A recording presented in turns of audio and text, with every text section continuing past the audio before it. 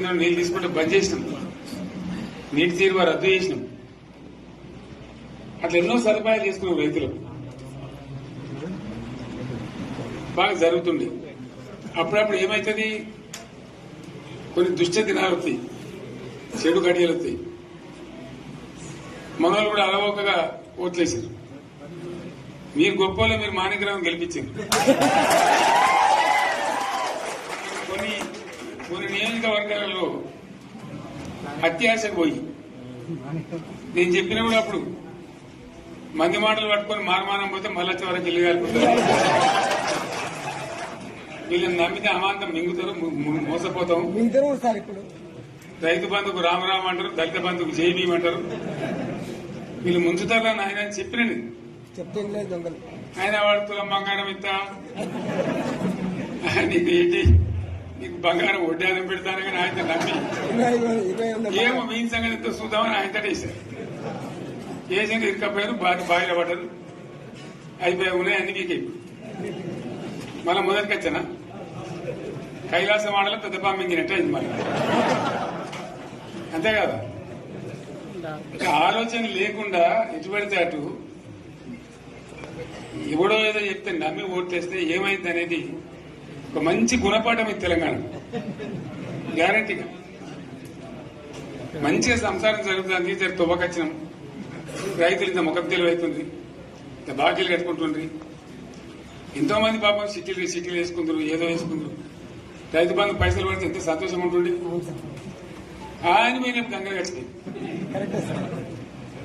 ఇప్పుడు వాడు ఇతడో ఏడో భగవంతుని కనుక ఇచ్చినప్పుడు మోసం. ఏదో మళ్ళీ ఎలక్షన్ కోసం దానికోసం చేస్తారు తప్ప కడుపు నిండా ప్రేమ ఇచ్చేది ఇట్లే ఉంటుందా? సర్పంచ్ ఎలక్షన్ సార్ మనం ఉన్నప్పుడు కరోనా వచ్చింది. కరోనా వస్తే కూడా నేను రైతు బంధు ఆపలేదు. కరోనా వచ్చి రాష్ట్రానికి రూపాయి ఆదాయం రాకపోయినా 4-5 మంచి స్కీములు తెచ్చి ఇవాళ కాపాడుకున్నాం. గౌరవంగా బతికింది రైతులు.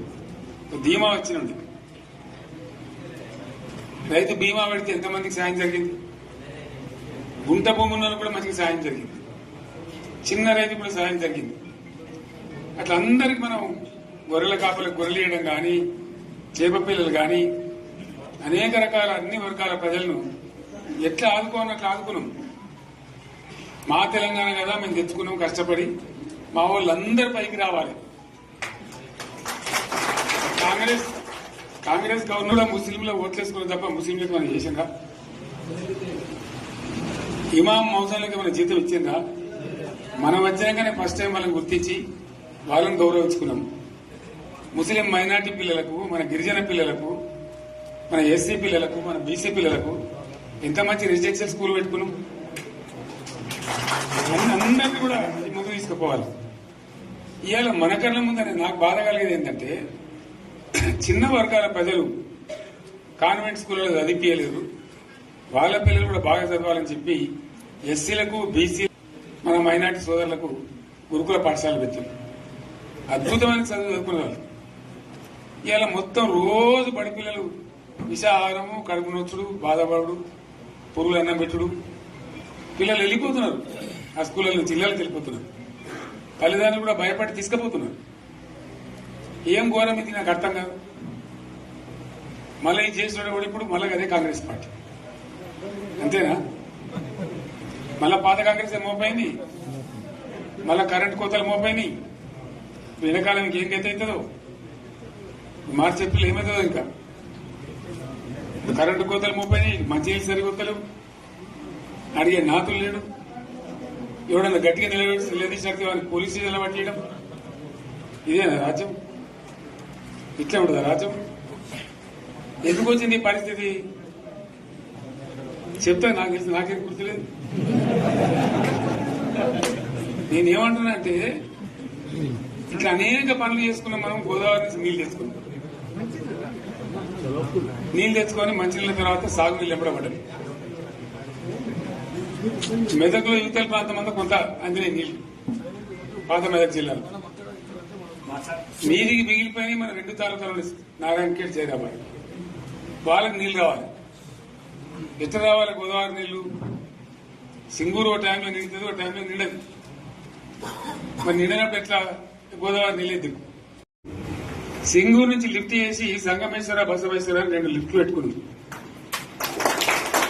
2 తాలూకాలకు రెండింటికి కూడా లక్ష ఎకరాల పైచీలకు వచ్చేట్టు ఎకరాల నీళ్ళ స్టెట్ పెట్టుకుంటారు. మళ్ళీ మన నుంచే కావాలి, మళ్ళీ ఇది లైన్లో రావాలి, అందరు మంచిగా ఉండాలి. ఎందుకంటే మనకు మన పార్టీకి కులం లేదు, మతం లేదు, జాతి లేదు.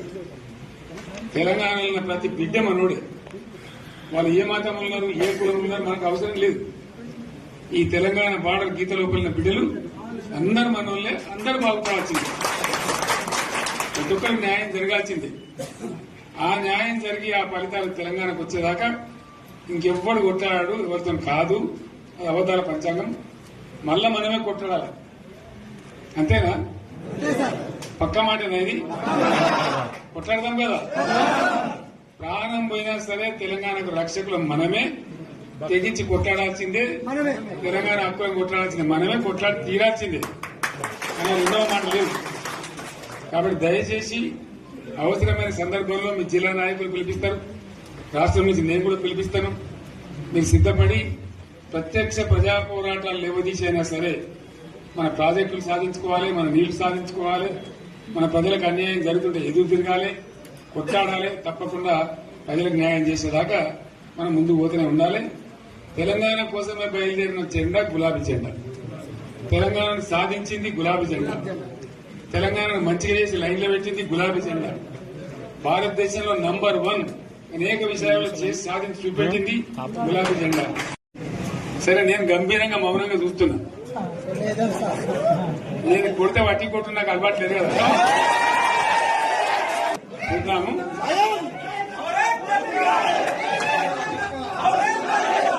రోజులు కానీ అన్నట్టుగా నేను చూస్తా ఉన్నా. కానీ మనోళ్ళందరూ కూడా ప్రతిపాదిస్తున్న ఏంటంటే, 1 సంవత్సరం జరిగిపోయింది, సంగమేశ్వర ఆన్నే పన్నది, బసవేశ్వర ఆన్నే పన్నది, పాలమూరు ఉత్పత్తుల పథకం ఆన్నే పన్నది, కాళేశ్వరం అట్లా ఎండబెడుతున్నారు.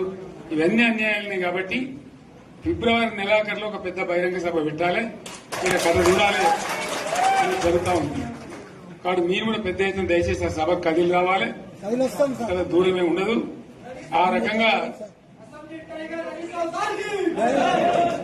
తెలంగాణ శక్తి ఏందో మరొకసారి చూపించి వీళ్ళ మెడలు వంచి ఇప్పుడు సాధించాలి. భవిష్యత్ కోసం కూడా కొట్టాడకు మనం సిద్ధంగా ఉండాలని తెలియజేసుకుంటూ, పరమేశ్వర్ గారికి అంతటి లోకమంతరం ఇది. ₹1 కోట్ల భూమి ఇప్పుడు 50 లక్షల కాడికి వెళ్ళలేదు.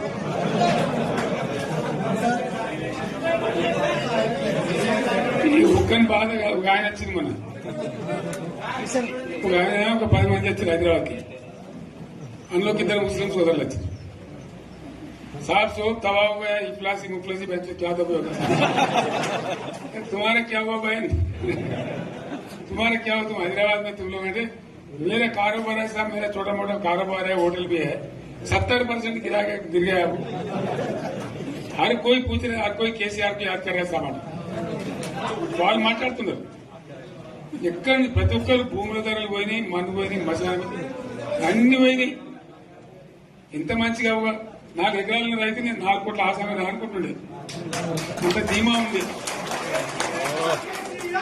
ఎంత బాగుంటే హైదరాబాద్ నుంచి అడిగితే కూడా వచ్చి మనం ఇయ్యకపోదాం భూములు, డిమాండ్ పెరగాని.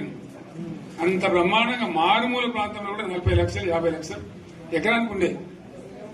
అటువంటిది సగానికి సగం పడిపోయి మొత్తం నాశనం చేశారు. వీళ్ళు ఇట్లే వదిలిపెడితే ఇంకింత నాశనం అవుతుంది. కాబట్టి మనం కొట్లాడాల్సిందే. నేను ఇంకొక మాట మీకు చెప్తా. ఎలక్షన్లలో నేను మస్తు చూస్తే 50 ఇళ్లలో పార్టీలకు వెళ్తే ఓడితే ఇంత మాయలు ఏడాది లోపలనే కాంగ్రెస్ పార్టీ దొరికితే కొడతాం రానంత గొప్ప.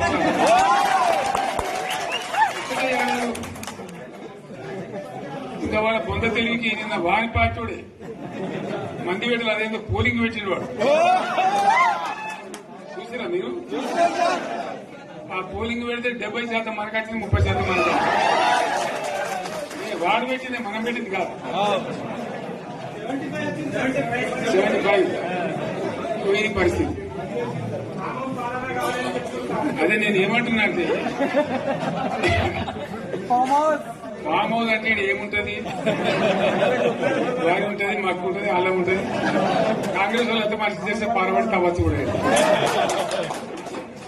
లంగత దీన్ని ఫామ్ హౌస్ అని మనం బదనాం చేసి అంతే కదా. నేను ఏమంటున్నా అంటే అన్ని మప్పులు వీడిపోయినట్టు ప్రజలకు అన్ని తెలిసిపోతున్నాయి. మంచి ఏంది చెడ్డ ఏంది ఏం జరిగింది అన్ని ఇంకా ఘోరమైందని చెప్తున్నా. వీళ్ళ తెలియదక్కతనానికి ఏమైంది, నిన్న మొన్న రిపోర్ట్ వచ్చింది. Comptroller and auditor general of India అని కాగ్ అంటారు దాన్ని. కాగ్ రిపోర్ట్ వచ్చింది. పోయిన సంవత్సరం మన గవర్నమెంట్ లో వచ్చిన ఆదాయం కంటే 13,000 కోట్ల రూపాయల ఆదాయం తగ్గిపోయింది.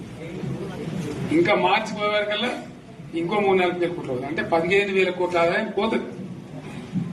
మన గవర్నమెంట్ ఉన్నప్పుడు ప్రతి ఏడాది 15,000 కోట్లు పెంచుకుంటూ పోయినండి. చేసుకుంటూ పోయింది. ఏడాది 10 నుంచి 15,000 కోట్ల ఆదాయం పెరిగేది మన టైంలో.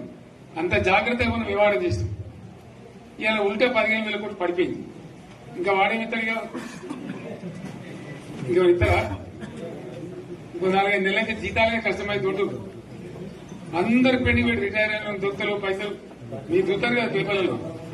సో ఆ విధంగా రాష్ట్ర ఆర్థిక పరిస్థితిని కూడా దివాలా తీయించారు. ఇవాళనేం కాదు, 100కు 100% ఇప్పటికే ప్రజల నిర్ణయానికి వచ్చారు. డెఫినెట్ గా రాబోయే గవర్నమెంట్ మనదే అని అనుమానం కూడా అవసరం లేదు.